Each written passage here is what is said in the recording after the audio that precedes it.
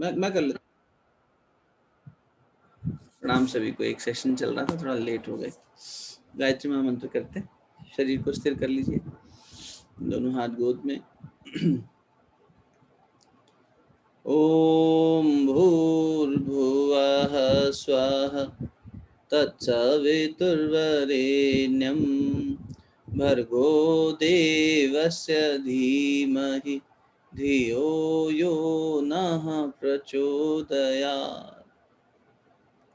ओम गुरुर्ब्रह्मा गुरुर्विष्णु गुरुरेव महेश्वरः गुरु साक्षात् परब्रह्म तस्मै श्री गुरुवे नमः। अखण्डमण्डलाकारं व्याप्तं येन चराचरं तत्पदं दर्शितं येन तस्मै श्रीगुरुवे नमः। मातृवत् लालेत्री च पितृवत् मार्गदर्शिका नमोऽस्तु गुरुसत्ताये श्रद्धा प्रज्ञायुता च या श्रद्धा प्रज्ञायुता च या। दोनों हथेलियों को आपस में मलिए। प्राप्त दिव्यता को मुखमंडल पर हृदय स्थान पर स्पर्श करें। सभी को बहुत बहुत प्रणाम, बहुत बहुत स्वागत। आशा है कि सब कुशल मंगल होगा। और जो ग्रंथ हम पढ़ रहे हैं विचार चंद्रोदय, उसके ऋषि पीताम्बर जी को प्रणाम करते हुए जो पीछे की बातें हो रही हैं उससे अगर किसी को ये हो कि समझ नहीं आई हो तो बीच में बता दिया करिए या अलग से पूछ लिया करिए। हम लोग अभी जो कला पढ़ रहे हैं वो है, मैं 3 अवस्थाओं का साक्षी हूँ। तीनों अवस्थाएं मैं नहीं हूँ। जागृत, स्वप्न और सुषुप्ति, ये तीनों ही मैं नहीं हूँ। मैं इससे परे इनको देखने वाला हूँ, जानने वाला हूँ। जागृति अवस्था, कोई बता सकता है जागृति अवस्था क्या है? देखें कितना बैठा दिमाग में। जागृत अवस्था क्या है? जब कर्मेंद्रिया, ज्ञानेंद्रिया और अंतःकरण एकदम एक्टिव हो। बहुत बढ़िया। तो हमारी ज्ञानेंद्रियां, कर्मेंद्रियां और अंतःकरण यानी 5 फिजिकल सेंसेस जो ज्ञान करने में हेल्प कर रही हैं, 5 सेंसेस जो कर्म करने में हेल्प कर रही हैं, और 4 अंदरूनी सेंसेस जो इंटरनल यानी हार्डवेयर सॉफ्टवेयर सब एक्टिव है। जब पूरी तरीके से पूरा अप्लायंस चल रहा है, जागृत है। कीबोर्ड भी चल रहा है, कैमरा भी चल रहा है, माइक भी चल रहा है, स्क्रीन भी चल रही है, अंदर का सॉफ्टवेयर भी चल रहा है, जिस एप्लीकेशन को टच किया वो खुल भी रही है। तो ये सब क्या हो गया? यानी पूरा ऑपरेशनल है, एकदम फंक्शनल है। तो उसे कहेंगे जागृत अवस्था। और जागृत अवस्था में इन पांच पांच और 4 यानी 14 जो है, इन सब के 3 त्रिपुटी हैं। एक उसका वही नाम जो फिजिकल नाम है, एक उसका फिजिकल ऑब्जेक्ट होगा, विषय होगा, भाई इंद्री का कोई विषय होगा। भोजन होगा तभी तो स्वाद पता लगेगा, स्मेल होगी, कुछ बनेगा तब स्मेल आएगी, गंध आएगी तो होगा। तो वो सेंस करने के लिए कोई विषय होना चाहिए, सेंसरी ऑर्गन होना चाहिए, और ऑर्गन के पीछे की शक्ति भी होनी चाहिए। ऑर्गन अकेला कुछ नहीं कर पाएगा, उस शक्ति को देव कह दिया, शक्ति है, इसलिए अधिदेव। ऑर्गन को बोल दिया अध्यात्म, क्योंकि उसने आत्मा का अवलंबन किया है, बिना उसके शरीर चलेगा नहीं। और तीसरा, उसके रिलेटेड एक विषय होनी चाहिए, जैसे दृष्टा होना चाहिए, दृश्य होना चाहिए, है ना, और देखने वाला भी होना चाहिए, है ना। तो साधक भी हो, साधना कर रहा है जो साधक हो, साधन होना चाहिए साधना करने के लिए, माला है, मंत्र है, ये साधन हो गया।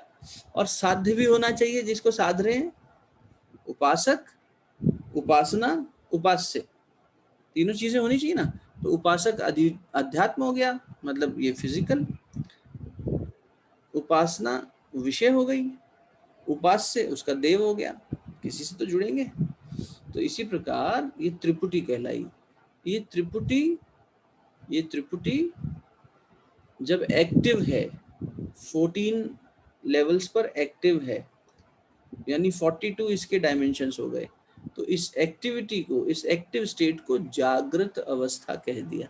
स्पष्ट है, कोई दिक्कत नहीं। स्वप्नावस्था में इंद्रियों का विलोप हो गया, ज्ञानेंद्रिय, कर्मेंद्रिय सब सो गई। अंतःकरण जागृत है, मन जो अंतःकरण में चित्त है, बुद्धि है, सब एक्टिव है। सपने में भी बुद्धि चल रही है ना, डिसीजन ले रहे हैं सपने में भी।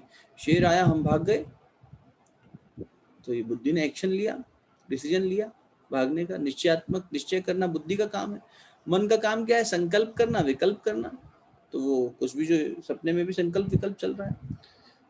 अहंकार भी है, मैं भी वही हूँ, ईगो वहां पर है, सब कुछ कर रहा हूँ।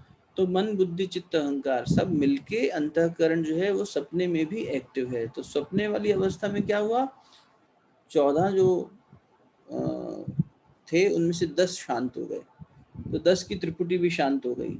4 जागृत हैं, 4 की त्रिपुटी भी जागृत है, ये जगे हुए हैं, ये काम कर रहे हैं, सपना देख रहे हैं, सब कुछ कर रहे हैं, पूरी एक काल्पनिक दुनिया है।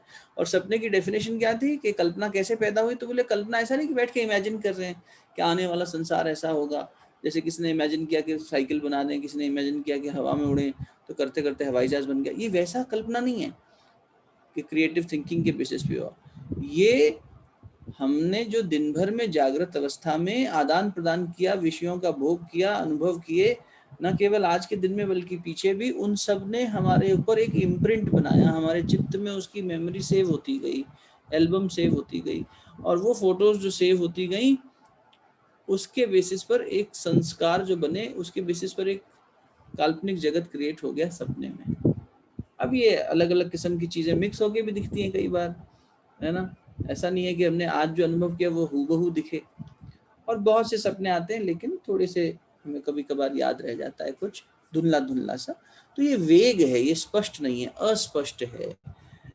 जागृत अवस्था में चीजें स्पष्ट हैं, इसमें अस्पष्ट है, कुछ याद है कुछ नहीं है, कभी बिल्कुल याद नहीं है, लेकिन इसका भी असर पड़ रहा है हमारे ऊपर, सपनों का भी असर होता है ना। और ये स्वप्नावस्था हुई, अस्पष्ट है, कर्मेंद्रियां और ज्ञानेंद्रियां एक्टिव नहीं है, अंतःकरण एक्टिव है तेरा केवल। ये हो गया स्वप्नावस्था। तीसरी अवस्था ये आई कि जहां ये अंतःकरण का भी विलोप हो गया, बुद्धि भी अब काम नहीं कर रही, मन भी काम नहीं कर रहा, केवल एक साक्षी है जो देख रहा है। इस अवस्था को सुषुप्ति अवस्था कहा, जहां इस कंप्यूटर को मैंने ऐसे बंद कर दिया, बिना कुछ किए भी अगर कर दिया, तो इसकी सारी एक्टिविटीज अपने आप बंद हो जाएंगी ना। स्लीप मोड कहते भी हैं, हाइबरनेशन मोड, स्लीप मोड ऐसा कहते हैं। शट डाउन नहीं हुआ है, स्लीप मोड में चला गया है, शट डाउन हो गया। चलो शरीर और आत्मा ही अलग अलग हो गई, मृत्यु हो गई, दोनों का जो है आपस में जो वियोग हो गया। लेकिन अभी क्या है, शरीर वही है, अंतःकरण भी है, इनएक्टिव मोड में चले गए हैं। बहुत मिनिमल एक्टिविटी है, यूं समझ लो, अंदर कुछ लॉस नहीं हो गया है। सारी फाइल्स आप वापस खोलते हैं, वापस आ जाती है। जागृत में सब कुछ वापस आ जाता है, कल क्या खाया था याद आ जाता है, कल क्या किया था याद आ गया, कल का कोई काम पेंडिंग है आज याद आ गया। तो जागृति में कल वाला भी याद आ गया, सपना भी थोड़ा बहुत याद आ गया। तो वैसा ही मामला है ना, स्लीप मोड में चले जाना, सुषुप्ति, डीप स्लीप। डीप स्लीप, यहाँ सपने भी नहीं है, गहरी नींद की अवस्था में व्यक्ति चला गया। लेकिन कौन है, हम हैं, मैं हूं ना वहां पे, दृष्टा भाव में देख रहा हूं, अनुभव कर रहा हूं, बुद्धि खत्म हो गई। तो आज सुषुप्ति पे थोड़ी बात करेंगे कि मैं अगर हूँ तो कैसे हूँ, और मैं वहाँ कैसे एक्शन में आता हूँ, इस पर थोड़ी सी बात करेंगे। ग्रंथ देख पाते हो अगर बाद में तो अच्छी बात है, नहीं तो मेरे तो ये कहना होगा कि जरूर थोड़ा सा उसको पढ़ा करो एक बार, उसकी भाषा को, है ना। तो स्वप्नावस्था का मैं साक्षी हूँ, ये हम पढ़ चुके थे, समझ चुके थे। आज हम सुषुप्ति अवस्था का मैं साक्षी हूँ, इस बात को पढ़ने जा रहे हैं। ये आज समाप्त हो जाना चाहिए मेरे हिसाब से, कल से नई कला शुरू होगी, आगे थोड़ा सा गहराई नई चीजों के ऊपर आएगी, तब देखेंगे। तो सुषुप्ति अवस्था क्या हुई, अभी समझ में आ गया। शब्दों में पढ़ें तो पेज नंबर मिलेगा आपको 127, 127। सुषुप्ति अवस्था क्या हुए है, सो क्या है। पुरुष जब निद्रा से जाग के उठे तब सुषुप्ति विषय अनुभव किए सुख और अज्ञान का स्मरण करी के कहता है। अब देखो ये उठने की बात कर रहे हैं, अभी सोने की बात नहीं कर रहे, कह रहे हैं पुरुष यानी व्यक्ति जब निद्रा से जागे, नींद से जागे, हम लोग अभी सवेरा हो गया जाग गए, और उठने के बाद सुषुप्ति विषय अनुभव, सुषुप्ति के अनुभव के लिए यानी नींद के अनुभव के लिए कहता है सुख और अज्ञान का स्मरण करके। सुख का भी अनुभव होता है वहां, सुख का भी स्मरण करता है और अज्ञान का भी स्मरण करता है। अज्ञान का भी ज्ञान हो गया और सुख का भी ज्ञान हो गया सुषुप्ति में। और क्या कहता है, आज मैं सुख में सोया था, आज मैं बड़ी अच्छी नींद सोया था, और कछु भी ना जानता भया, और मुझे कुछ बाहर का जानने को नहीं हुआ, मैं जान नहीं पाया बाहर क्या हुआ, तो बाहर का कुछ पता नहीं है, इस बात का भी बोध है। समझ रहे हो? अज्ञान का भी ज्ञान है, और जो सुख मिला सो के उसका भी ज्ञान है। तो कोई भोगता और दृष्टा था ना वहां पे, इसने भोगा उस सुख को, इसने जाना उस अज्ञान को। तो ये जो स्थिति है, ये सुख और अज्ञान का प्रकाश साक्षी चेतन रूप अनुभव से जिस विषय होवे है, इस साक्षी चेतन रूप ने जो अनुभव किया, ऐसे जो बुद्धि की विलय अवस्था है, जहाँ बुद्धि का भी विलय हो गया, वो निश्चय नहीं कर पा रही है। बुद्धि क्या करती है? निश्चय करती है ना, बुद्धि भी समाप्त हो गई। उस अवस्था को सुषुप्ति अवस्था कहते हैं। सो सुषुप्ति अवस्था है। सरल है, समझ में आ गया? तो दोनों बात ध्यान रखना, सुषुप्ति में सुख का अनुभव भी हो रहा है, उसका भी ज्ञान है कि हाँ सुख है, और साथ ही साथ बाहर का मुझे कुछ ज्ञान नहीं रहा, इस बात का भी ज्ञान है। ठीक, इसलिए सुख की और ज्ञान की अवस्था है, समझना बात को। इसलिए निवेदन किया था कल कि योगी जहाँ संसार जागता है वहां वो सो जाता है। संसार कहाँ जागता है? हम जागृति इसको बोल रहे हैं। देखा जाए तो ये भी भ्रम है, सपने की तरह। हम इसको जागृति कह रहे हैं, वो कह रहे जागृति नहीं है, इंटरनल अवेकनिंग थोड़ी है। ये तो कहने के लिए जागृति हो गई कि हाँ फंक्शनैलिटी है, ये आपकी एक्शन में हो आप संसार में। तो ज्ञानी यहाँ सो जाएगा और वहां जागेगा जहाँ संसार सो जाएगा। जहाँ संसार सोता है वहां योगी जाग जाता है। संसार सोया हुआ है, हम उस बोध की अवस्था में सो गए, हमें पता ही नहीं है। जबकि वहाँ अवेयरनेस की लेवल पर साक्षी, जो अभी हम तो साक्षी हो रहे हैं, इसको समझ रहे हैं कि अच्छा हाँ ये बात होती तो है कि हाँ नींद अच्छी आई, हाँ ठीक है सब।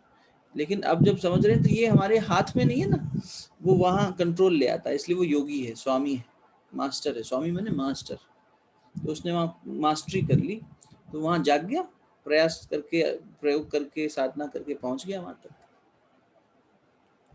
आगे बड़ा सुंदर ग्रंथ है, अभी तो बहुत बेसिक्स चल रहे हैं, हालांकि ये भी थोड़ा एडवांस हो रहा होगा कुछ लोगों के लिए, पर जो साधना पथ पे चल रहे हैं उनको ये शब्द ज्यादा मुश्किल नहीं लग रहे होंगे। कभी ना कभी सुने होंगे शब्द, मीनिंग सब समझ रहे हैं हम लोग अच्छे से। आगे आएगी ज्ञान की 7 अवस्थाएं। हमने एक संत के मुख से सुना कि ज्ञान की 7 अवस्थाओं में से चौथी अवस्था ऐसी होती है बेटा, जहां पर ज्ञानी एकदम सांसारिक कर्म करता दिखता है। पंढरपुर एक स्थान है महाराष्ट्र में, वहाँ विठल देव जी की एक शिष्या हुई, महिला संत हुई, जाह्नवी ऐसा कुछ नाम था उनका। उनसे मिलने संत कबीर गए बनारस से, पुरानी कथा है। और जब वो गए, कबीर के समकालीन थी, उसी काल में हुई।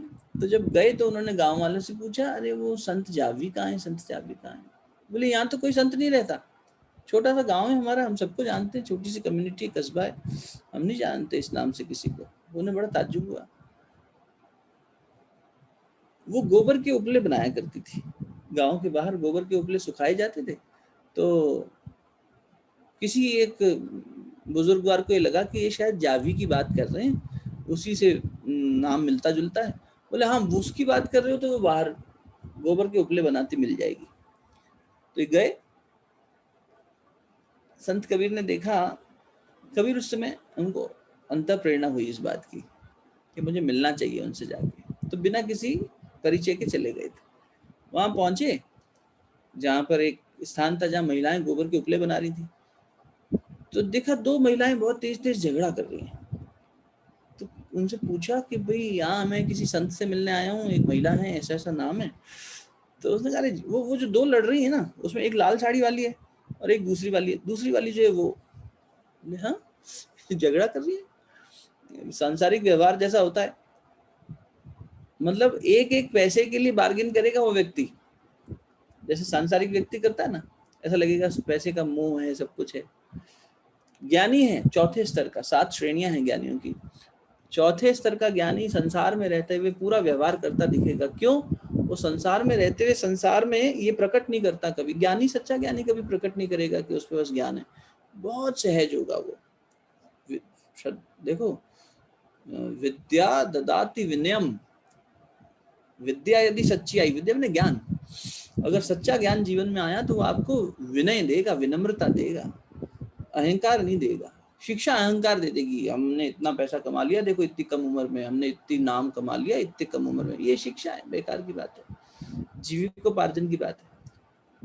जब तक ये ज्ञान उतरने की कसौटी है, जितना हमारे अंदर ज्ञान आएगा उतने हम सरल होते जाएंगे। कारण इक्वेशन देख लो, ज्ञान किसको मिलेगा, जल्दी बताओ, ज्ञान का अधिकारी कौन,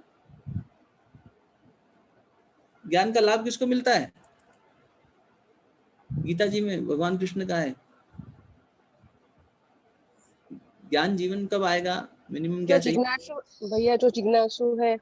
हाँ, जिज्ञासा के साथ, लेकिन सिर्फ जिज्ञासा तो बहुतों को होती है, तो हर एक के अंदर अहंकार भी आ जाता है। मुमुक्षुत्व है। ठीक है, फिर भी उसको पाने के लिए मेरे अंदर मुमुक्षुत्व जागा, मेरे अंदर जिज्ञासा जागी, पर एक और चीज चाहिए जिसके बिना ज्ञान उतरेगा ही नहीं, समर्पण। गीता जी के श्लोक से ले लो, श्रद्धावान लभते ज्ञानम, ज्ञान श्रद्धावान को ही मिलता है, समर्पण श्रद्धा ही हो गया, श्रद्धा ही होगी तभी मिलेगा, तब श्रद्धा आएगी तो विनय आ ही जाएगा। अगर किसी के अंदर श्रद्धा नहीं है और उसने कागजी ज्ञान ले भी लिया तो हमारे जैसा अहंकारी बन जाएगा, वो अहंकार हो जाएगा उसको, क्योंकि ज्ञान अनुभव में नहीं आया ना अभी, तो ये ज्ञान की कसौटी है। तो अब क्या है, ज्ञान की जो श्रेणियां है उसमें से एक श्रेणी आई ये, तो उन्होंने कबीरदास जी ने देखा, अब वो थे खुद भी संत तो समझ तो गए, क्योंकि वो इन्हें संत कहते हुए आ रहे थे, बाकी तो कोई संत उन्हें देख ही नहीं पा रहा था, तो वो मुस्कुरा दिए लीला देख के, जैसे उन्होंने कहा ये है ना, ये झगड़ा कर रही है जो ये है, तो वो बोले कि अच्छा चलो लीला कर रही हैं ठीक, लेकिन लीला को भंग नहीं करना चाहिए, जब कुछ हो रहा हो ऐसा तो फिर उसमें वैसे ही अनजान बन जाना चाहिए। तो कबीरदास जी अनजान बन के उनके पास गए, अरे आप क्यों झगड़ा कर रही हैं? तो दूसरी से पूछा, पहले लाल साड़ी वाले से, बोले ये उपला मैंने बना के यहाँ रखा था, ये कह रही है इसने रखा था, जो कंडा होता है ना उसको उपला बोलते हैं, सूखा हुआ। तो बोले अरे माई तुम छोड़ दो, दे दो उसका, उसने रखा होगा, क्या झगड़ा, इतने सारे उपले रखे हैं। बोले नहीं, मेरे उपले में से मेरा जो ये उपला है गोबर का कंडा, ये विठल विठल बोलता है। कबीरदास जी ने कान पे लगाया, उसमें विठल विठल की आवाज आ रही थी। अब ये ज्ञानी देखो कहाँ पहुंचे हुए, लेकिन संसार में रहते हुए खुद को बिल्कुल ऐसा रखते हैं जैसे किसी को पता ना लगे, किसी भी रूप से पता नहीं लगने देते। बहुत कोई ऊंची श्रेणी का व्यक्ति से गुरुदेव ने कहा, बेटा हम आपको अपने जीवन का बाकी कुछ बता ही नहीं सकते, एक तो आप हजम नहीं कर पाओगे, दूसरा हमें परमिशन नहीं है बताने की, और जो हैं थोड़े से उच्च कोटि के साधक उनको थोड़ा बहुत बता रखा है, संकेत कर रखा है, वो खुद ही समझ गए, बताने की जरूरत ही नहीं है।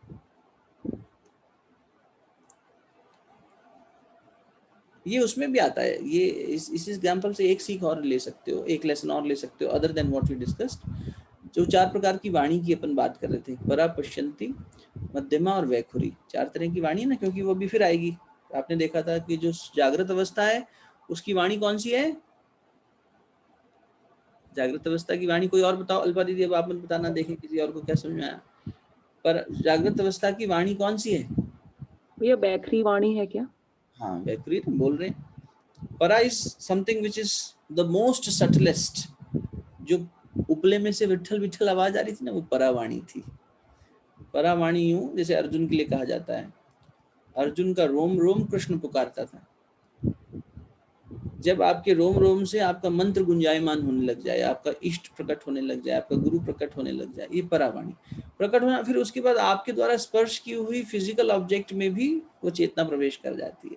चैतन्य महाप्रभु गया में नृत्य करते करते बेहोश हो गए, समाधि में चले गए, बाहर से लगा कि होश खत्म हो गया, चेतना समाप्त हो गई, मृत्यु कर ली क्या, समाधि हो गई क्या, छोड़ दिया क्या शरीर को। तो सब लोग बड़े देर प्रतीक्षा करते रहे, तो किसी ने एक कान लगाया पैर के तलवे पे, और वहां से हरे राम राम राम हरे हरे, हरे कृष्णा कृष्णा कृष्णा हरे हरे आवाज आ रही थी।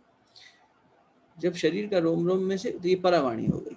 परा जब उतरती है तो इस तरह उतरती है। तो फिर परा जो है सूक्ष्म है, सूक्ष्मतम है एकदम, और एक तरह से अगर स्थूल सूक्ष्म कारण की बात करें तो कारण से भी परे आत्मा और परमात्मा का विलय हो गया, वो स्थिति हो गई, जैसे सुषुप्ति। लेकिन सुषुप्ति में भी परावाणी नहीं कहेंगे, सुषुप्ति की जगह तुरीय जब आएगा ना, वहां परावाणी हो जाएगी। सुषुप्ति अवस्था क्या है, गहरी नींद की अवस्था, यहाँ साक्षी जीवित है, साक्षी भी है, जब साक्षी भी विलय हो गया, साधक सविता एक हो गए, तब परावाणी हुई।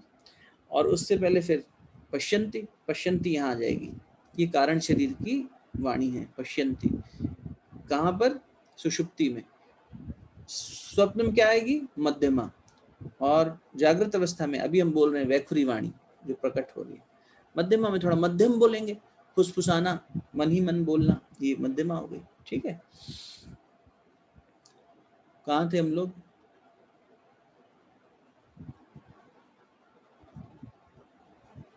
चार प्रकार की वाणी पूछने से पहले कहाँ थे? सुषुप्ति अवस्था की बात कर रहे थे भैया। हाँ, नहीं वहां तो थे, चलो आएगा मन में जब दोबारा बताएंगे। तो कुल मिलाकर मैं ये कहता कि इस इवेंट से हम ये वाणी की बात भी समझ सकते हैं, परापश्यंती, और इसकी बात भी समझ सकते हैं। ठीक है, तो अब जो है सुषुप्ति अवस्था क्या हुई? सुषुप्ति अवस्था में बुद्धि का भी विलय हो गया, सब चीज का विलय हो गया। तो आगे फिर वही बात आ गई जो अभी हम लोग कर रहे हैं। 122वां प्रश्न उसी को संकेत कर रहा है कि सुषुप्ति अवस्था विषय जीव का स्थान, वाचा, भोग, शक्ति, गुण और सुषुप्ति के अभिमान से जीव का नाम क्या है। जैसे जीव का नाम जागृत अवस्था में क्या था? स्थान क्या था? स्थान था चक्षु, याद है? जागृत अवस्था में जीव का स्थान ये है। स्वप्नावस्था में क्या था? पिता नाम की एक नाड़ी होती है, स्वप्नावस्था कल पड़ी थी, वहाँ एक बाल के 1000वें हिस्से जैसे भी बारीक होती है, स्वप्न वहां से प्रकट हो रहा है। वो कहाँ पर, कहाँ, कौन से हिस्से में थी? कंठ में। कंठ में थी। तो जागृति का स्थान क्या था? नेत्र। स्वप्न का स्थान क्या है? कंठ। और सुषुप्ति का स्थान है हृदय। ठीक है, हृदय स्थान। वाचा क्या है? वाणी क्या है? बोले पश्यंती है। यहाँ वैखुरी है, फिर मध्यमा है, फिर पश्यंती है। भोग क्या है? तो बोले आनंद का भोग कर रहा है, सुख का भोग कर रहा है ना। और अज्ञान का ज्ञान भी हो गया, उसका भी आनंद मिल रहा है। तो सुषुप्ति एक आनंद अवस्था है।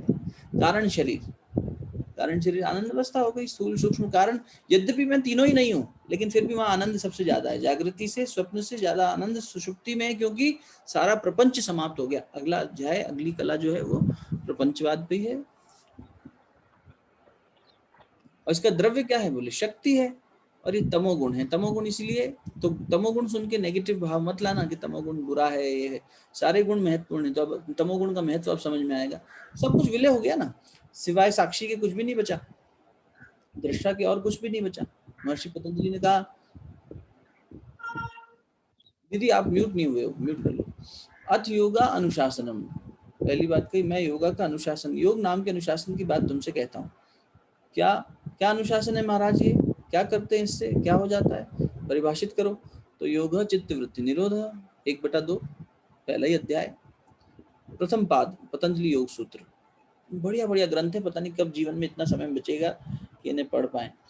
तो इसीलिए पता है, सारा सब छोड़कर जब पढ़ते थे तो कितने साल लगते थे? वेदांत की और शास्त्रों का अध्ययन, प्रस्थानत्रयी, गीता, उपनिषद, वेद, ये सब पढ़ने के लिए 16 साल का कोर्स है। 16 इयर्स। 16 इयर्स। हम लोग जब शांति कुंज में थे तो वहाँ पीछे गंगा घाट पे पथिक आश्रम था। वहाँ पीछे आश्रम के पीछे एक महाराज जी रहते थे, विवेकानंद पुरी महाराज। यहाँ मेरठ में उनका मुख्य स्थान है। अभी उन्होंने देह त्याग किया 2 वर्ष पहले, महाप्रयाण हुआ उनका। उन्होंने वो 11 वर्ष में कर लिया था 16 वर्ष का कार्यक्रम। तो ऐसे जीवित संत के रूप में, यूं तो शंकराचार्य जी वगैरह ऐसे कई अनेक उदाहरण मिलते हैं ना अपने इतिहास में, जिन्होंने बिल्कुल और कम समय में कर लिया था। पर हमें जो अब तक ऐसे जीवित संतों में मिले, वो उनके दर्शन करने का लाभ मिला, उनके साथ बैठने का, उनसे गीता सीखने का लाभ मिला। तो वो 11 वर्ष में पूरी पढ़ाई कर ली थी। सोचो, सारा सुख पढ़ने में 16 साल का तो टोटल ड्यूरेशन चाहिए।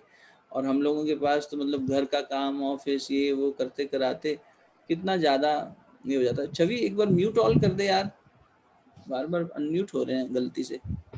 मैं होस्ट नहीं हूँ, मैं कर नहीं पाऊंगा। छवि, हाँ हो गया, ठीक है। तो अब देखो वो महर्षि पतंजलि क्या कह रहे हैं, योग चित्त वृत्ति निरोध है। योग चित्त वृत्ति को शांत करने का नाम है। अच्छा महाराज, चित्त की वृत्ति यानी मन की वृत्तियां जब शांत हो जाएंगी, अंतःकरण शांत हो गया, देखो तो क्या होगा।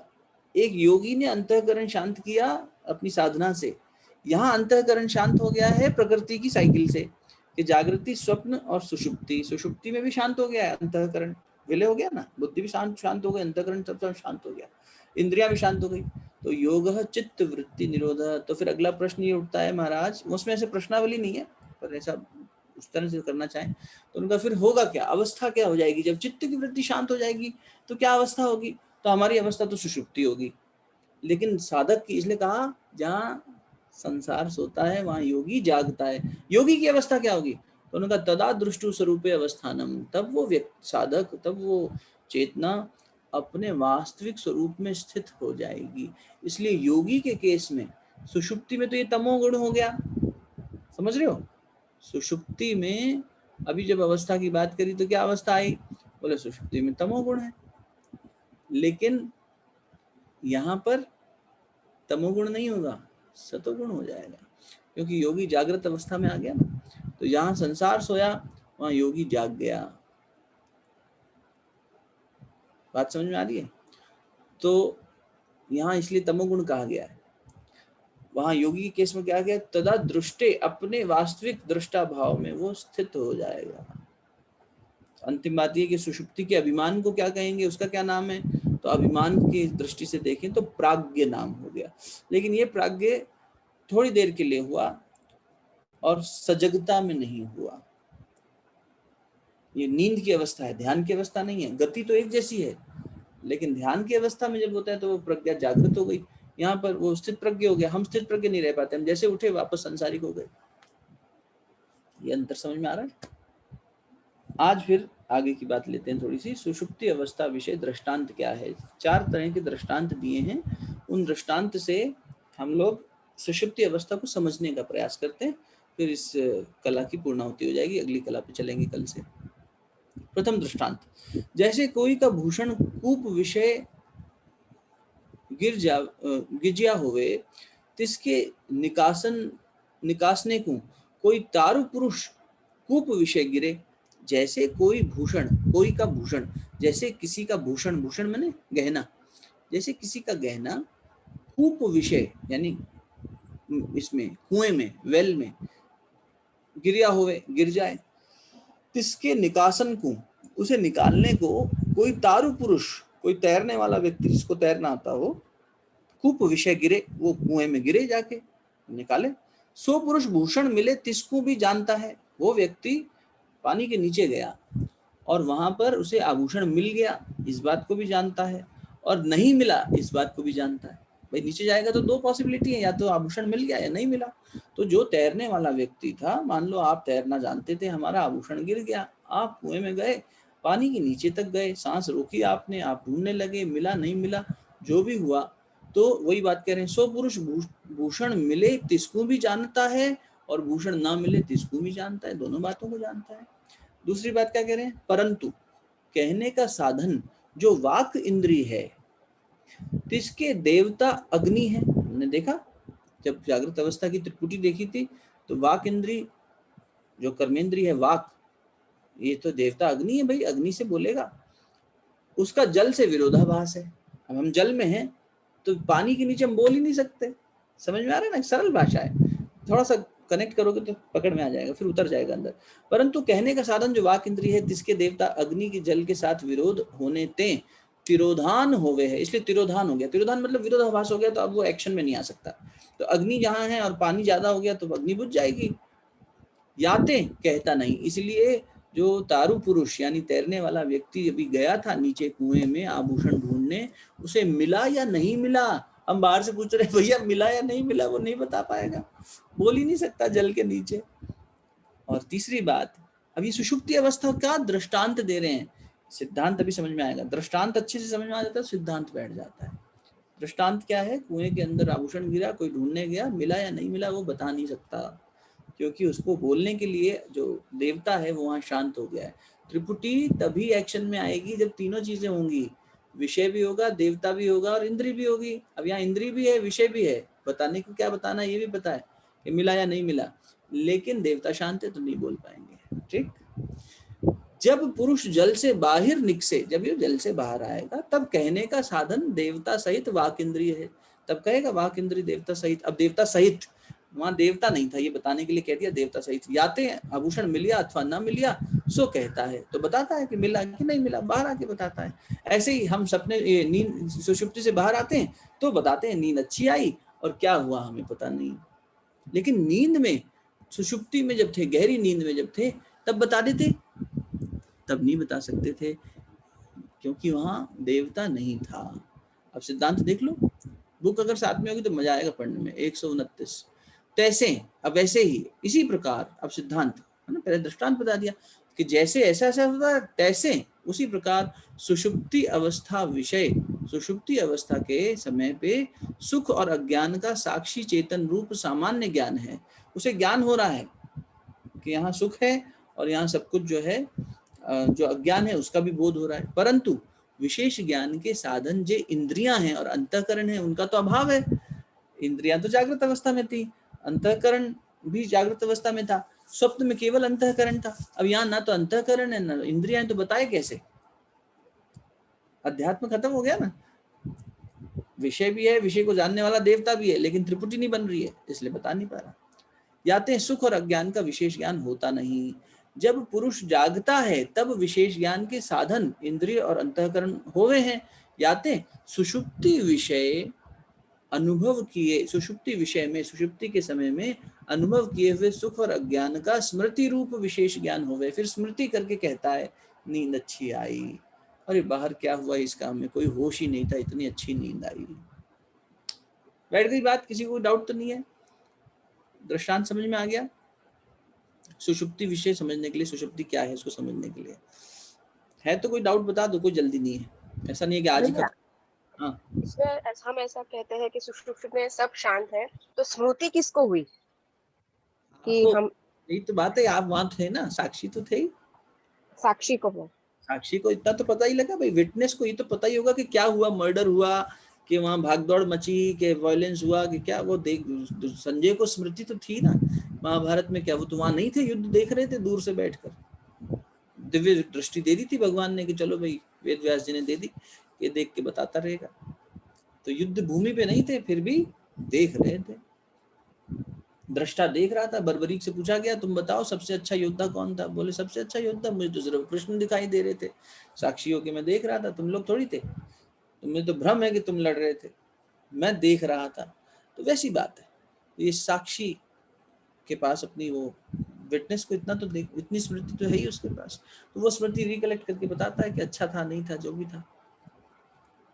ठीक है, अनुभव करता तो है ही ना वहां पे। अब जब इसका भी विलय हो जाए, आपका प्रश्न का बहुत सुंदर भाव है, जब ये भी समाप्त हो जाएगा तो अवस्था क्या है, फिर नहीं बता पाएगा कोई, वहां तुरीय अवस्था हो जाएगी। इसलिए कहा मैं 3 अवस्थाओं का साक्षी हूं, क्योंकि मैं वहां हूं। इतना ईगो तब भी है, साधक इतना अहंकार लेके तब भी बैठा है। अहंकार माने, देखो अहंकार को बुरा नहीं मानो, अहंकार जब क्षुद्र हो जाता है, नैरो माइंडेड हो जाता है, तब गड़बड़ है। नहीं तो हमारी उत्पत्ति अहंकार से ही हुई है, जीव की उत्पत्ति अहंकार से हुई है। अहंकार से हुई है मतलब हम तो सोच रहे थे भगवान से हुई है, अरे भगवान से ही हुई है, वही ब्रह्म चैतन्य से हुई है। लेकिन ब्रह्म चैतन्य को भी एक को हम बहुश्यामी होना पड़ा ना, एक को हम, मैं एक से अनेक हो जाऊं, वहां भी उतना मैं तो था। इसका एक बार स्पष्टीकरण मैं पहले भी कई बार दे चुका हूँ, आप में से कुछ लोगों ने सुना भी होगा। इस तरह से समझो कि ये हमने उपाध्याय जी से सीखा था, उन्होंने कहा बेटा ये देखो कि तुम्हारे शरीर में इतना अहंकार तो चाहिए कि ये शरीर से इतना जुड़ाव तो चाहिए कि ये शरीर बना रहे, नहीं तो शरीर तो बिखर जाएगा। ये 5 कंपोनेंट्स, पंच महाभूत इकट्ठे हुए ही तुम्हारी शक्ति से हैं, आत्मा की शक्ति से हैं, तो ये बांधे तो रखेगी ना इसको। इतना तो अहंकार रखना ही पड़ेगा कि ये, इसे मुझे संभाल के रखना है। जैसे वो बैल वाली कहानी याद है ना, कि खेत जोतने के लिए दूसरे से बैल उधार लेके आया किसान जिसके पास कम थे, तो उतना ध्यान तो रखेगा कि वो हष्ट पुष्ट रहें और खेत जोत सके, फिर वापस लौटा देगा। ज्यादा खर्चा नहीं करेगा उनपे, बहुत ज्यादा पकवान नहीं खिलाएगा, लेकिन सेहत तो बना के रखेगा। उतना अहंकार, उतना अपनापन तो तब भी चाहिए उसे, बैल से, भले ही पराये बैल हो। ऐसे ही ये पराया है पंच महाभूत, वापस चला जाएगा, हमारा शरीर नहीं है, हमें मिला है, लेकिन तब भी हमें इतना ख्याल तो रखना ही पड़ेगा कि जिस उद्देश्य के लिए मिला है उसके लिए बना रहे भाई, इतना खाद पानी तो देना ही पड़ेगा। तो उतना लगाव बना रहता है सुषुप्ति में। तुरीय में ये लगाव भी खत्म हो गया, अलगाव हो गया, अलगाव अलगाव, तो पूरा अलग हो गए। तो अब कौन बताएगा? अब नहीं बताएगा, कोई भी बता ही नहीं सकता। जब गुरुदेव कहते हैं साधक सविता एक, तो वास्तव में एक्चुअली क्या हुआ, वो विलय हो गया पूरी तरीके से। अब यज्ञाग्नि में कुछ बचा ही नहीं, केवल राख हो गई। अब लकड़ी और आग अलग अलग कर सकते हो क्या आप? राख में अग्नि भी है, अग्नि में राख भी है, सब कुछ है, लेकिन अलग अलग नहीं है। पहले दिख रहा है समिधा अलग है, अग्नि अलग है, फिर आपने अग्नि में समिधा डाल दी, तब भी आपको समिधा दिख रही है। समिधा मैंने वो लकड़ी जिसको अग्नि में अर्पित किया गया, उसके चारों तरफ अग्नि लिपट गई, तो विलय हो गई ना। लेकिन तब भी हमें पता है कि अभी समिधा है, अभी जलेगी थोड़ी देर। सुषुप्ति में विलय तो हो गया है, लेकिन तब भी अपनी एग्जिस्टेंस है, इसलिए स्मृति है। तुरीय में वो स्मृति भी समाप्त हो जाएगी, तो उसे बताने वाला कोई होगा ही नहीं, इसलिए वो अनुभव का विषय है, उस पर चर्चा नहीं की जा सकती। और साक्षी कौन बना? तो बोले साक्षी वो गूंगे का गुण हो गया तुरीय अवस्था में। वो समझाएं भी तो कैसे, बुद्धि से परे की बात हो गई। इसलिए कहते हैं परमात्मा बुद्धि से परे की चीज है, आप इसे सांसारिक बुद्धि से नहीं समझ सकते, कोई दूसरी बुद्धि तैयार करनी पड़ेगी इसके लिए। ड्राइंग बनानी है तो स्केच से भी बना सकते हैं, पेंसिल कलर भी बना सकते हैं, वैक्स भी बना सकते हैं, पेंट ब्रश भी बना सकते हैं। 50 टूल्स हैं, जिस टूल से बनाना है वो टूल तो चाहिए होगा ना। तो पहले वो बुद्धि तो तैयार की जाए जो परमात्मा को समझ सके, इसी को परिमार्जित बुद्धि या प्रज्ञा कहते हैं। प्रज्ञा जब तक आई नहीं तब तक तो परमात्मा समझ में ही नहीं आएगा, ठीक है ना। तो आप लोग को समझ में आ रहा है, आप प्रज्ञावान है हमें आज तक समझ में नहीं आया तो ये सुषुप्ति अवस्था है दीदी, इसमें इसलिए बोध बने रहेगा। तुरीय अवस्था में वो बोध समाप्त हो जाएगा, वहां कोई बताने वाला नहीं होगा, वहां मैं रहा ही नहीं। अब दृष्टांत नंबर 2 ले लेते हैं। जैसे आतप विषय पिघला घृत होवे, सो छाया विषय स्थित होवे तो गट्ठा रूप होवे है, फिर आतप विषय स्थित होवे तो पिघलता है। घी का उदाहरण दे रहे हैं, तो कितना सरल उदाहरण हमारे महापुरुष लोग कैसे कर देते थे ना, जीवन से कनेक्ट करने के लिए कि ये रिलेट कर पाए। तो क्या रिलेशन दिया कि जैसे ताप जब होता है, गर्माहट जब होती है, तो घी पिघला हुआ होता है, आप धूप में घी रख देते हैं तो पिघल जाता है, और छाया में रख देते हैं, ठंडक में रख देते हैं तो रात में वो गट्ठा रूप हो जाता है। जब ठंड होती है तो दिन में रख देते हैं बाहर, तो घी पिघला हुआ रहता है कांच की शीशी में, और रात में वो वापस गट्ठा हो जाता है। ये दृष्टांत हुआ। अब सिद्धांत, हाँ वैसे तैसे सुषुप्ति विषय, सुषुप्ति अवस्था में क्या हुआ, कारण शरीर रूप अज्ञान है। कारण शरीर, सुषुप्ति क्या है, कारण शरीर में चले गए, स्थूल में जागृत, सूक्ष्म में स्वप्न, और कारण में सुषुप्ति। अब सुषुप्ति में चले गए, सो जागृत स्वप्न विषय बुद्धि रूप होवे है। जागृत और स्वप्न विषय की जो बुद्धि है वो सब हो गए। तो जैसे क्या हुआ, एक में तो वो पिघल गया घी, और एक में क्या हुआ, गट्ठा बन गया। तो गट्ठा किस में बना, सुषुप्ति में। सब सो गए, छाया में चले गए, तो सिर्फ कारण बचा। अब वो गट्ठा रूप मतलब वो सब सिकुड़ गया, वही घी जो है गट्ठा बन गया, गांठ बन गई उसकी। ऐसे ही वो हार्ड हो गया, कंडेंस हो गया, ऐसे ही सब कंडेंस हो गया। सब जागृत की और स्वप्न की हमारी जो कलाएं थी वो शांत हो गई, और हम सिर्फ सुषुप्ति में कारण शरीर में गट्ठा। जैसे ही वापस सवेरा हुआ, फिर पिघल के बाहर आ गया सब कुछ, फिर द्रव्य हो गया। समझ में आया एक दृष्टांत। तीसरा दृष्टांत कह रहे हैं, कोई बालक लड़कन के साथ ही खेल करने को जावे, कोई बालक लड़कों के साथ खेलने को जावे, सो जब श्रम को पावे, और वहां बहुत थक जाए, श्रम करे, खेल कूद में श्रम होता है, थक जाएगा, तब माता की गोद में सोए के ग्रह के सुख का अनुभव करता है। तब थका हुआ आता है और माँ की गोद में सो जाता है थक के। कितना सुंदर दृष्टांत है, इससे सुषुप्ति समझा रहे हैं। सोचो, महापुरुष ऐसे ही समझाते हैं। ठाकुर की लीलाएं कैसी है, अभी देखना 16 तारीख को करेंगे सत्संग, 16 अगस्त को आ रहा है ठाकुर का महाप्राण दिवस, मजेदार टाइम चल रहा है। तो श्रम को पावे, अब बच्चा गया खेलने, वहां जाके थक गया, थक के वापस आया, तब माता की गोद में आके सो गया, और सुख का अनुभव किया उसने। बहुत थकान थी, सुख का, दिन भर जागृत अवस्था में, फिर स्वप्न अवस्था में इतना थके, और फिर सुषुप्ति में बाप की परमात्मा की गोद में जाके सो गए। इसलिए मैं बार बार कहता हूँ, परमात्मा की, प्रकृति की कितनी कृपा है कि एक बुरे से बुरा व्यक्ति भी सुषुप्ति को प्राप्त हर रात करता है, उसको भी चैन की 2 सांसें मिलती हैं। इसी को परमात्मा की करुणा और न्याय व्यवस्था कहते हैं। कितना भी बड़ा चोर हो, लेकिन उसको मिलेगी डीप स्लीप, जरूर मिलेगी। 24 घंटे में एक बार सुषुप्ति जरूर आएगी, वेद का कथन है, आएगी आएगी। बीमार को भी आएगी, रुग्ण होगा तो भी आएगी, देगा, शक्ति देगा, वहां से उसको बोध कराएगा, तू कौन है जान, है ना। तुरीय तक तो नहीं गया अभी, साधना में जा सकता है उसमें, लेकिन यहाँ भी वो लाभ मिल जाएगा। तो यहीं पे गुरुदेव ने लिखा है सुषुप्ति अवस्था में ही श्रेष्ठ प्रेरणाएं, परमात्मा के साथ में उनका काम करना, उनसे जुड़ना, ये सारी चीजें सुषुप्ति में मिलती हैं। ठीक है, तो कोई बालक लड़कन के साथ खेलन कर को जावे, सो जब श्रम को पावे तब माता की गोद में सोए के ग्रह के सुख का अनुभव करता है। फिर जब लड़के बुलावे तब बाहर जाके खेल को करता है, फिर लड़के बुलाने आ गए जागता है, फिर खेलने चला जाता है। ये दृष्टांत हुआ। ऐसे सिद्धांत ले लो उसका। तो कारण शरीर जो अज्ञान तिस रूप माता है, कारण शरीर अज्ञान होने के रूप में वो माता है, अज्ञान रूपी कारण शरीर है, वो भी अज्ञान रूपी, लेकिन उस अज्ञान का ज्ञान है सुषुप्ति में। ये ध्यान रखना, कंफ्यूज मत होना कि यहाँ अज्ञान रूपी माता कह दिया तो ऐसे सेंटिमेंटल मत होना। कारण शरीर वो अज्ञान रूपी कारण शरीर वो माता के रूप में है, बुद्धि वो बालक है जो दिन भर क्रीड़ा कर रही है, खेल रही है। ये बुद्धि जब दिन भर करके थक जाती है, फिर सपने में भी सब खेल करके थक जाती है, तब कारण शरीर रूपी माँ की गोद में जाके सो जाती है। ये इसका व्यवहार है। और जब वहां पर खूब श्रम किया तो थक गई ना, थक के सो गई। सुषुप्ति अवस्था रूप ग्रह विषय अज्ञान रूप माता के लीन होए के ब्रह्मानंद का अनुभव करता है। देखो ब्रह्मानंद का अनुभव हो रहा है, ब्रह्मानंद है जहां अज्ञान का ज्ञान हो गया, बोध हो गया ना। ये तो बुद्ध ने कहा मुझे नया कुछ नहीं मिला, मुझे इस बात का बोध हो गया कि मेरा जो अज्ञान था वो छूट गया, जो ज्ञान जो था वो तो पहले ही था, ज्ञान तो हमें पहले ही है, तो ब्रह्मानंद हो गया वो तो। अब वो ब्रह्मानंद हर एक को रात को मिल रहा है, एक बार सोते में मिल रहा है, रात को दिन को जब भी वो सो रहा है। रात दिन को इसलिए कह रहे हैं, नाइट शिफ्ट वाले भी बहुत होते हैं, वो बेचारे सोचे हम तो रात को सोते ही नहीं, तो सुषुप्ति नहीं मिलती होगी, ब्रह्मानंद मिलता है। तो ये बुद्धि रूपी जो है बालक वो माता की गोद में जाके ब्रह्मानंद का अनुभव करता है। फिर जब कर्म रूप लड़के बुलावे हैं, कर्म वाले लड़के, कर्म क्या ये सब बाहर के हमारे दोस्त बुलाते हैं, तब जागृत स्वरूप बहिर्भूमि विषय व्यवहार रूप खेल को करता है। फिर उठता है, फिर बाहर जाता है। जागृत बाह्य भूमि क्या है, घर के बाहर जाके खेलेगा, क्रीड़ा करेगा। तो जागृत अवस्था वही ग्राउंड है, वही स्टेज है जिसपे जाके कर्म रूपी लड़कों के साथ बुद्धि रूपी बालक खेलेगा, थकेगा, फिर जब सब छोड़कर माँ की गोद में आएगा सुषुप्ति में सो जाएगा। समझ में आ गया? कितने सुंदर सुंदर दृष्टांत है। चौथा दृष्टांत, जैसे समुद्र जल करी पूर्ण घटकू गले में रस्सी बांध के। जैसे समुद्र जल करी, समुद्र का जल लिया किसमें, एक पूर्ण घट में, साबुत घट में, टूटे हुए में नहीं, पूर्ण घट में, एकदम स्पष्ट एक एक शब्द बताया गया है। साबुत घड़ा लिया आपने सही, और उस पॉट में समुद्र का पानी भर लिया। 2 मिनट और रुक लेते हैं, फिर पूर्ण हो रहा है।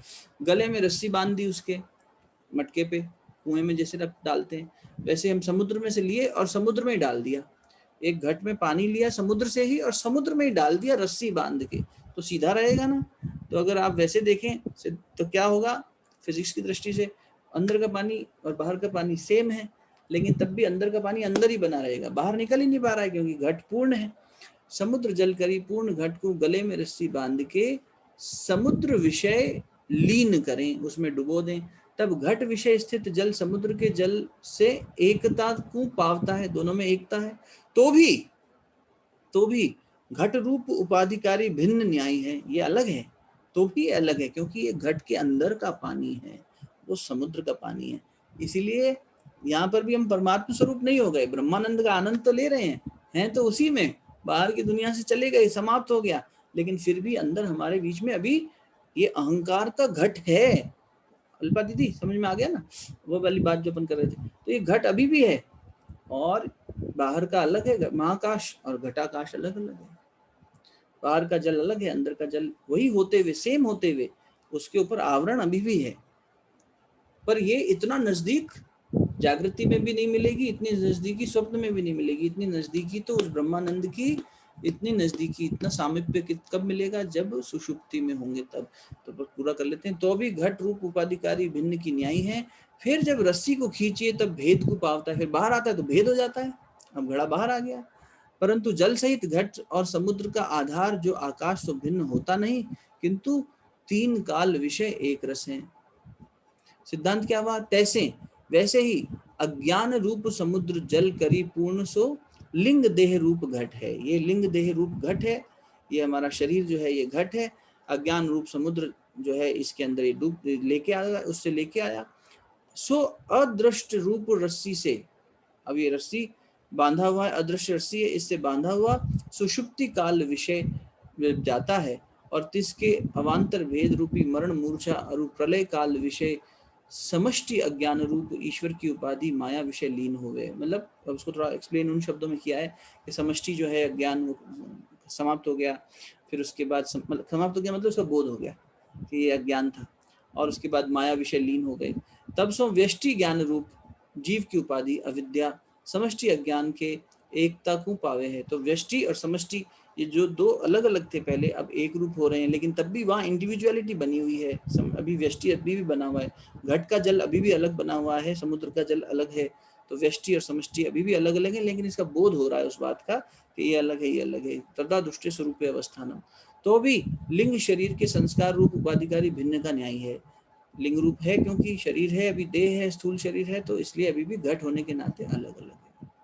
फिर जब अदृष्ट रूप रस्सी को अंतर्यामी पर प्रेरता है, जब उसे ऊपर खींचता है, तब भेद को पावे है, तब भेद वापस स्पष्ट हो जाता है, कह रहे हैं तो अलग अलग हो गए। परंतु व्यष्टि अज्ञान रूप जल सहित लिंग देह रूप घट और समष्टि अज्ञान रूप समुद्र का आधार जो दिशा काश सो भिन्न होता नहीं, किंतु तीन काल विषय एक रस है। तीनों काल विषयों में जागृति स्वप्न और सुषुप्ति में एक रस है, वो देखने वाला दृष्टा बना रहता है। ज्यादा तो नहीं हो गया समझ, दृष्टांत समझ में आ गए ना मोटे तौर पे? ठीक है भैया, सुषुप्ति अवस्था और स्वप्नावस्था दोनों नींद में ही होती हैं बेटा। ये तो बहुत पीछे का प्रश्न पूछ लिया। सुषुप्ति अवस्था और स्वप्नावस्था, अब नींद किसे कह रहे हो? यहाँ तो सुषुप्ति को ही नींद कहा जा रहा है। नींद की प्रक्रिया है, वास्तविक नींद तो उसी को कहा गया जब हम सुषुप्ति में पहुंच गए। उससे पहले की तो प्रक्रिया चल रही है। स्वप्न में भी व्यक्ति जागा हुआ ही है, बस हिलता डुलता नहीं दिख रहा। जागृत अवस्था में तो जागा हुआ है ही। नींद तो कहते ही सुषुप्ति को है, बाकी सब तो उससे पहले का काम है। अब देखने की बात यह है कि जैसा हमारा दिनचर्या होती है, आपके प्रश्न से एक अच्छी बात ये निकल के आ रही है, जैसी हमारी दिनचर्या होती है उस आधार पर हमारी सुषुप्ति की गहराई होती है। एक व्यक्ति को सुषुप्ति एक क्षण के लिए मिली, एक को ज्यादा समय के लिए मिली। देखो ये किस आधार पर तय होगा? जिसने जितने सपने देखे, जागृति में तो सब जगे हुए थे, जब जागृति की अगली अवस्था में गए तो सपने, तो ज्यादातर तो टाइम सपने में बीत गया। 400 450 सपने देखने में टाइम निकल गया, और कुछ क्षण की सुषुप्ति मिली। अब ये वेस्ट हो गया टाइम भाई, 450 सपने वाला, इसको कम कर दो, 4 सपने पे ले आओ, तो इतना सारा टाइम कहाँ जाएगा? सुषुप्ति को मिल जाएगा। तो जो उस स्थिति में पहुंचे होगा, बहुत गहरी नींद आई, बहुत आनंद हुआ, बहुत बढ़िया हुआ, तो उसको ज्यादा मिलेगा ना उसका सुख।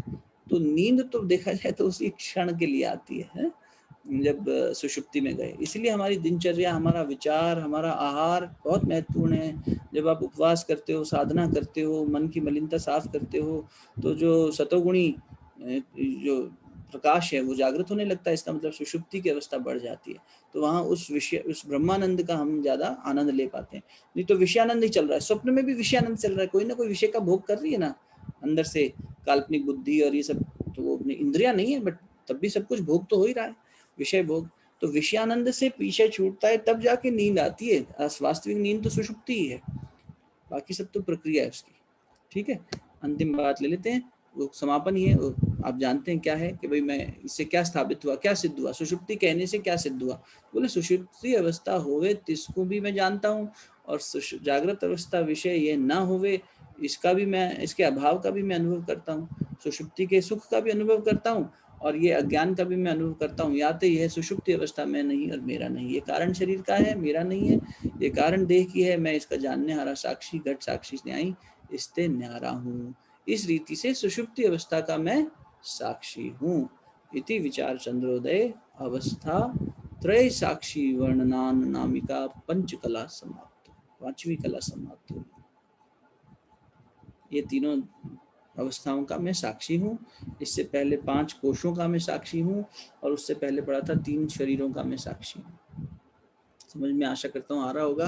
किसी भी ग्रंथ को जब 3-4 बार पढ़ते हैं तब और खुलता है, तो इसलिए रिवीजन की दृष्टि से कभी पीछे का उठा के पढ़ेंगे तो लगेगा अरे ये तो भूल गए थे ये वाली बात। हाँ ठीक है, जरूरी नहीं हर चीज़ पता हो, लेकिन सिद्धांत पता हो गए या दृष्टांत भी याद रह गए तो भी सिद्धांत बैठ जाता है। तो दृष्टांत याद रख लो थोड़े बहुत, तो उससे समझ में आ जाएगा।